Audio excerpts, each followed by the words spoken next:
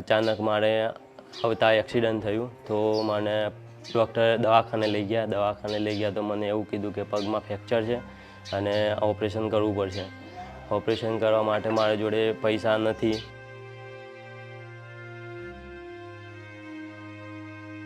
ઘરની અંદર સાલ આજ પૂરું કરે છે મારા પતિ. 9,000 પગાર છે, એમાં 3 બાળકો છે, ઘરનું ચલાવવાનું, એમનું પેટ્રોલ ને બધું કાઢવાનું. એક્સિડન્ટ થયું એટલે બહુ ચિંતા હતી.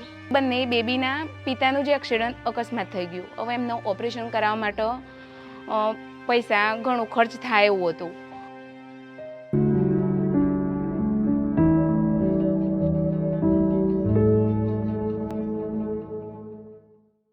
અમારી KR શ્રોફ ફાઉન્ડેશન સંસ્થા છે, જે અમારા તાલુકાની અંદર પ્રાથમિક શાળાઓની અંદર પૂરક શિક્ષક તરીકે કામગીરી કરી રહે છે.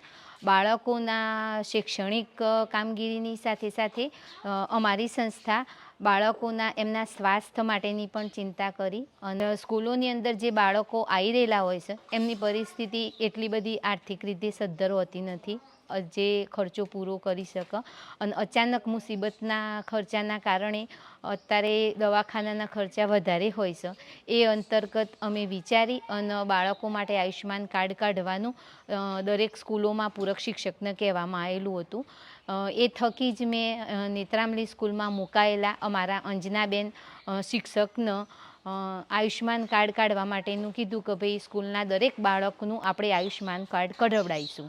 તો મેં આયુષ્યમાન કાર્ડનો કેમ્પ મારી સ્કૂલમાં જ કરાવ્યો અને ત્યાં આગળ બધા બાળકોના આયુષ્યમાન કાર્ડ કઢાવ્યા. બરાબર. એમાં મારા 2 છોકરીઓ ક્રિયાકૃતિ કરીને 2 છોકરીઓ ભણે છે, ધોરણ 2માં ભણે છે.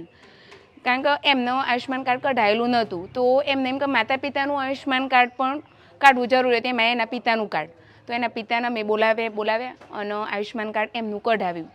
જોગાનું જોગ અચાનક ઓચિંતું એમને એ બંને બેબીના પિતાનું જે એક્સિડન્ટ અકસ્માત થઈ ગયું. હવે એમનું ઓપરેશન કરાવવા માટે પૈસા ઘણો ખર્ચ થાય એવું હતું. હું હિંમતનગરમાં પ્રાઇવેટ જગ્યાએ નોકરી કરું છું. મારો 10,000 જેવો પગાર છે.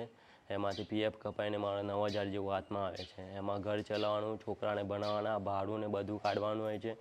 ત્યાં અચાનક મારે આવતા એક્સિડન્ટ થયું તો મને ડૉક્ટરે દવાખાને લઈ ગયા તો મને એવું કીધું કે પગમાં ફ્રેક્ચર છે અને ઓપરેશન કરવું પડશે. એ હતી કે ખર્ચો કેટલો થશે, શું થશે, પૈસા નથી પાસે, કેવી રીતના પૂરું થશે, ઘરનું પૂરું કરવું, એ કરવું. પણ ચિંતાને મગજ પર એ આવ્યું કે અંજનાબેનને ત્યાં અઠવાડિયા પહેલાં પ્રોસેસ કરાયેલી છે, તો આયુષ્યમાન કાર્ડનું એમ સમાચાર લઈને તે બેનને ફોન કર્યો. અમે પણ એક બાબતે હું પણ એક નિમિત્ત બની કે મેં આયુષ્યમાન કાર્ડનો કેમ્પ કરાયો અને એનાથી એમને કંઈક લાભ થયો. તો એમને મને ફોન કર્યો કે બેન મારે સારું આ રીતનું અકસ્માત થયું છે અને અમારા પૈસાની આર્થિક પરિસ્થિતિ એટલી સારી નથી કે અમે એટલું ખર્ચો કરી શકીએ. અને અમને યાદ આવ્યું કે બેન તમે આયુષ્યમાન કાર્ડનો કેમ્પ કર્યો હતો. તો મેં કીધું હા, મારી જોડે PDF તો છે જ તમારી.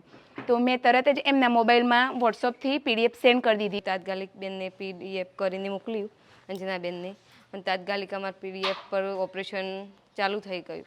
અમને સારી સુવિધા મળી. આયુષ્યમાન કાર્ડ ખૂબ સારું છે. તો એ વખતે તમને એવું લાગ્યું હશે કે સારું આયુષ્યમાન કાર્ડ ચાલશે ને જ કઢાવું, પણ વળી જો કઢાયું સારું મારા કાર્ડ હતું તો બહુ ફાયદો થયો. બાકી મારા બહુ મોટો ખર્ચો આવી ગયો અને કાર્ડ હતું તો મારો ફાયદો થઈ ગયો અને ફ્રીમાં મારે ઓપરેશન ને બધું થઈ ગયું. બરાબર. ચલાવી હશે. બરાબર.